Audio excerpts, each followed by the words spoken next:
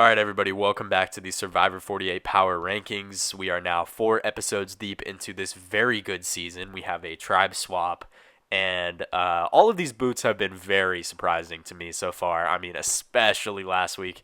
But we're going to be talking about every player left in the game and talking about their chances to win the game based on their edit, their gameplay, their game position, blah, blah, blah. Let's get into it. All right, but first let's talk about the boot from this week, which is Thomas. And I don't know how this happened so soon. We are robbed of an incredible pre-merge villain, someone who gave all-time good confessionals in my opinion, and someone who I convinced myself was gonna win the game after the first couple weeks. Yeah, bad pick for me, but I mean, can you really blame me? Thomas had aura and he had a good game position. He was in the California Girls, which I thought for sure was gonna make the merge, right? But I was wrong, and we are unfortunately losing a great character really just because he got caught being a bit too sneaky, even though he does get idled out this game. So I don't really know if he does anything like super wrong here in this position. He just kind of he gets unlucky, man, and I guess it's a downfall that makes sense. It's understandable. It's just a sad loss for the season. All right, but now we're moving on to the 14 players left in this game, and we're starting these power rankings off at the bottom with Cedric. What is going on with Cedric, man? Technically, he had a pretty good episode, I think, in episode 4, where he gets some setup with Mitch. And if he is working with Mitch and Chrissy, I mean, that's a solid spot. 3 people out of a 5-person swap tribe. But honestly, I do think Cedric is in more danger than we maybe think right now. Say throws out his name to Bianca, and I think that with Cedric making this massive, pretty ridiculous decision in the Tribal Council of Episode 3, he really needed to explain himself and not come off so goofy. And that's exactly what happened in this episode. So I have no confidence in Cedric to be the winner of this season. But yeah, he is at the very bottom. Coming in at 13th place now, we have a player who I do not feel good about, and honestly have not felt good about all season long. But this is where we have Charity. And Charity is not in a great spot. I mean, David wants her out. She thinks she's using David as a shield and a goat to get to the end with, but she's immediately contradicted, so she has a pretty terrible edit at this point, and it's confusing because David has such a good edit right now, so it really makes me feel like David is going to come up on top of that beef, and Charity could be sent home as soon as next episode. I mean, I think the best outlook for Charity's potential in this game is an end game kind of villain or potentially a goat that loses in the end. I really don't see how this could ever turn around into a winning edit for Charity, so she is at 13. Moving on to number 12, we have a player who has gone down and down every week, and this is Eva.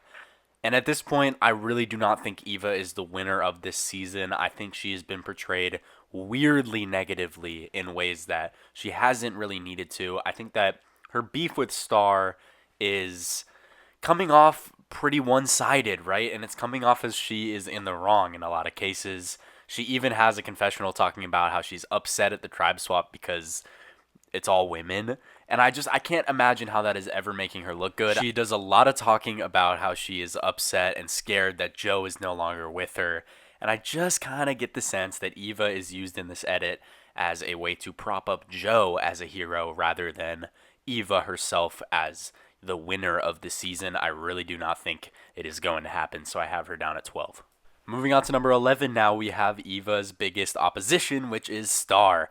And Star has probably the most confusing edit of anyone on this season right now. She got 0 confessionals last episode, and it feels like her story is so separate from the main story of this season. And she really has been shown having no real connections or relationships with anybody in the game so far.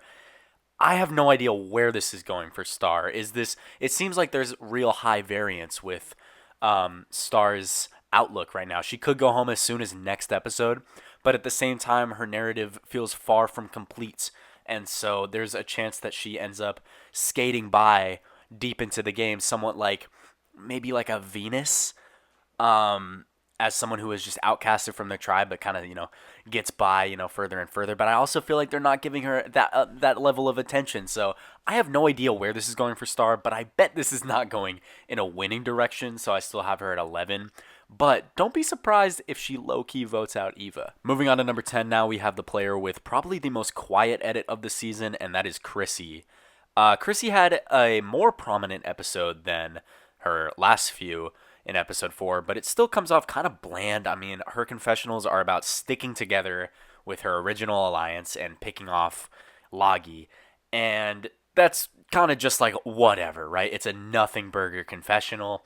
And so I have no idea really what this looks like for Chrissy, but I wonder in this short term outlook, could Mitch potentially flip on Chrissy here? And I'm not too sure. I do feel like Chrissy's narrative is so incomplete right now. She just does not have enough content for me to really think that she's about to go home like next. But at the same time, I do kind of worry that Mitch may be more in with Cedric than he is with Chrissy, and there is a world where, I don't know, some crazy stuff could happen. Say could want to work with Bianca, and it could leave Chrissy on the outs. And so there is some short-term risk for Chrissy, but overall, I do feel like she's in it for a little while, but probably not winning. Moving to number 9, now we have a player who I just mentioned, and that is Bianca. And Bianca has some very high variance right now. Bianca, I could see going either way. I really could see this turning into a Rachel type of edit for Bianca, where she's kind of sidelined in the drama of the pre-merge, excuse me. But then she comes alive as this underdog figure, which she's pretty clearly getting set up as. But also, at the same time, I mean, she's reasonably getting set up as an underdog because she is one. She has no vote and no allies on this tribe. She tries to get a 3-person majority with Cedric and Say, but Say shuts her down. And it's like, where does she go with this without a vote? If this tribe goes to tribal, I mean, Bianca is very much the most likely person to go home. But at the same time, with Thomas going home in episode 4, if Bianca does get a serious highlight and a good amount of narrative talking about that and capitalizing on that moment in her story, I may fully buy into a Bianca winner edit. So we'll just have to see. It really all kind of comes down to next episode for her. Let's move on to number 8 now, where we have Joe. And Joe is a pretty interesting figure in this season right now. He is at a pretty pivotal point in his game as his main alliance, the California Girls, is now over. He definitely is still getting this hero edit as Eva continues to hype him up, basically, as, like, you know, her savior. And we'll have to see with next episode. Something probably is going to happen involving that. But, you know, Joe, I don't have much faith in him actually winning the game. And most of that doesn't really come down to an edit perspective, because I do think he's probably in it for a while. He has a good edit, but I just don't really like his gameplay right now. I don't like how he seems to be too loyal, and he seems to really be, you know, kind of shitting on like modern gameplay, and I just don't really think that's how they would portray their winners strategically. He's in a weird spot now too, where like if somehow this tribe goes back to tribal, like he is in danger. Shaheen could flip on him, and I don't know what happens there.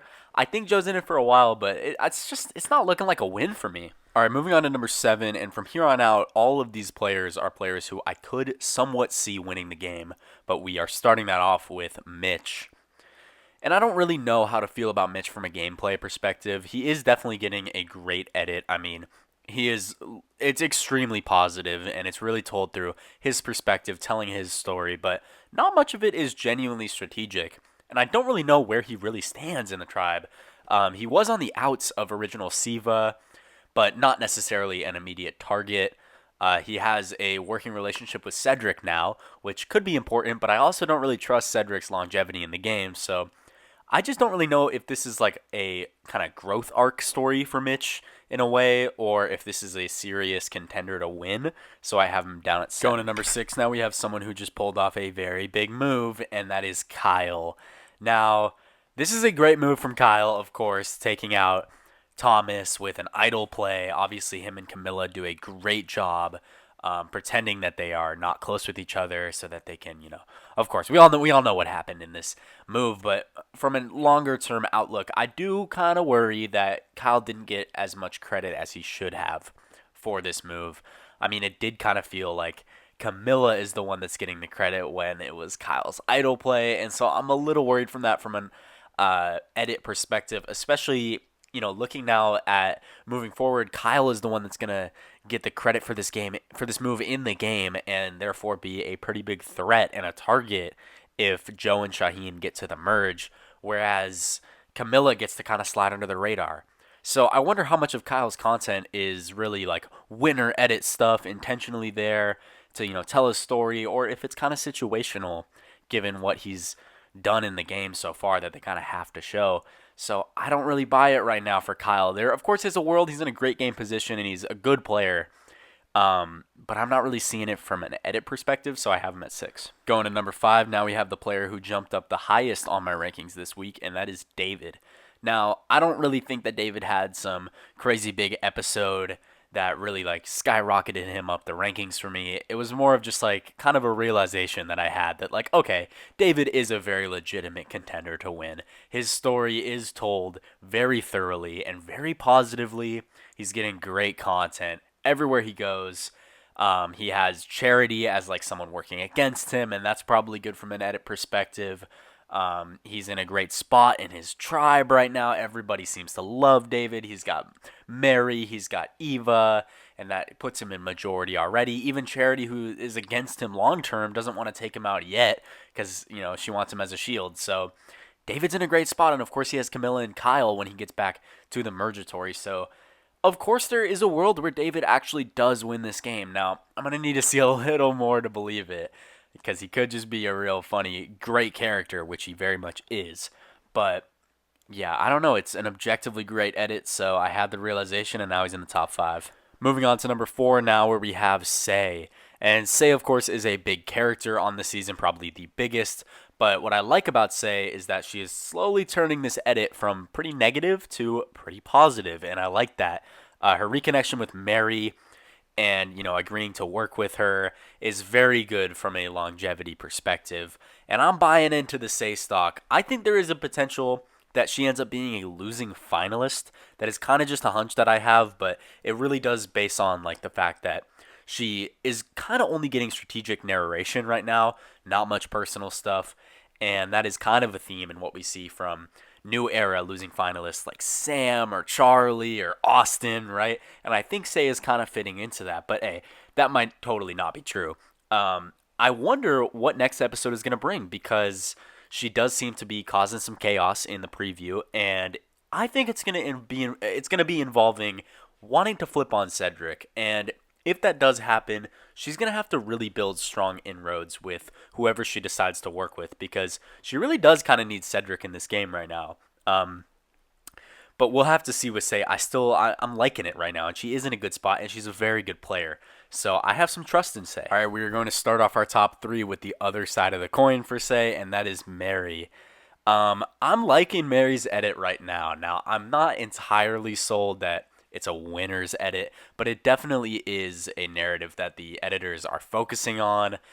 She is in a solid spot in the game after this swap, and honestly was in a solid spot before the swap, having connected with Sei. I think they would have voted out Cedric, but now she has this connection with David, which seems to keep her safe, at least for right now. I think that going into the merge, nobody's really going to be targeting the Green Vula tribe, and I think Mary has a great opportunity to make it deep because of that. More from an edit perspective, though, she's getting an underdog edit, right? Where she keeps talking about hitting the opposite of the lotto. She said that this episode, and especially episodes 2 and 3 are a lot about how she's, or really especially episode 3, is about how she's on the outs and fighting from the bottom. And that's usually a character that sticks around a little while in Survivor. So I think that Mary is good for now, for sure. She's going deep. Is she winning? I'm not sure, but I wouldn't count her out. It's possible, and I'd love it, because Mary is, she's a legend. At number 2, we have the MVP of last episode, the star of the show. That is Camilla. Camilla is coming off a masterful move, as Kyle would put it, a masterclass in deception, and that is very true. Camilla plays this, in my opinion, even better than Kyle, despite Kyle being the one to play the idol. Camilla does an amazing job selling the fact that she's on the bottom, and just so subtly, plays into it, and it lies really, really effectively. Now, she does have a little miss in this last episode where she throws out Thomas's name and kind of tries to draw up some suspicion, and it doesn't end up working, but I actually think that is still a good sign for her as a player. It was good strategic instinct, and she even got a confessional that made her look pretty good in doing so. So right now, Camilla not only is just pulled off a great move, but she is in a great position because Kyle is going to get I guess, blame for that move, right? Like he's going to be the one targeted instead of her. She's working in the shadows. She's got a big alliance waiting for her at the merge. And right now, Camilla is in a amazing spot, probably the best in the game. Now, from an edit perspective, I would like to see a little more narrative. I would like to see a little more personal content from her, and then I'll put her at number one. But I mean, I do think she's in it for a minute. I think that Camilla's going to be a major player in this season, and I mean, she already is. She is a great player, so I do have trust in that. And yeah, I mean, you got to move Camilla up a ton after that last episode. And that leaves us with one remaining player, which is Shaheen. Now, I don't know if you guys are going to like this. I mean, I am totally willing to admit that Shaheen had a bad episode in episode 4. I mean, a very bad episode. Essentially, every single one of his confessionals, he says something so confidently and is so wrong, saying that he's confident that his tribe is going to win immunity. They don't. He's confident that Kyle doesn't have an immunity idol. He does. And he's confident that Kyle and Camilla hate each other. They don't. So this obviously makes Shaheen look like a bit of an idiot, right? So why could I have him at number one? Well, here's why. If Shaheen does win the season, this is how they'd portray him, and I believe that they are making this as big of a narrative point as they should for Shaheen. Now all I'm going to need to see is a comeback arc after this episode. I think this is setting that up, and I really think that this is a narrative. I'm liking to see a storyline. Now, I hope it's not just my bias, because I love Shaheen. I love the way he talks. I love his confessionals, and I love his mind for the game. So maybe I just have trust in him as a player that is overriding and, affecting my perception of his edit, but I really believe it. I think that they are making this as big of a point in his story as they should have, and I like that. And so I still have Shaheen at number one, even though, yes, I understand it is a little bit foolish. But hey, Rachel was made to look a little bit foolish too when Annika went home, and she definitely got a highlighted storyline afterwards. So I think, if we see that from Shaheen, he's still my winner pick. All right, so that'll do it. Leave a comment telling me how much you hate my power rankings. And yeah, hopefully you subscribe and like this video and keep up for the rest of the power rankings the rest of the season. Of course, this season is great. Am I right? This season is fire. I'm super excited to see where it goes. Right now, all 4 of the boots have been maybe except for Justin, but Stephanie and Kevin and Thomas, they're good players, right? And it's tough to see them go so early, but it is also part of why I like this season, because there is so much good gameplay, but there's also messiness and there's humanness. It's not a game bot season, but everyone's here to play, and I love it. Maybe the Shaheen winner pick looks pretty bad not too long from now. That is definitely a possibility, but I'm going to ride with it. I don't care. Yeah. Anyways, you know what to do. Appreciate you guys for watching.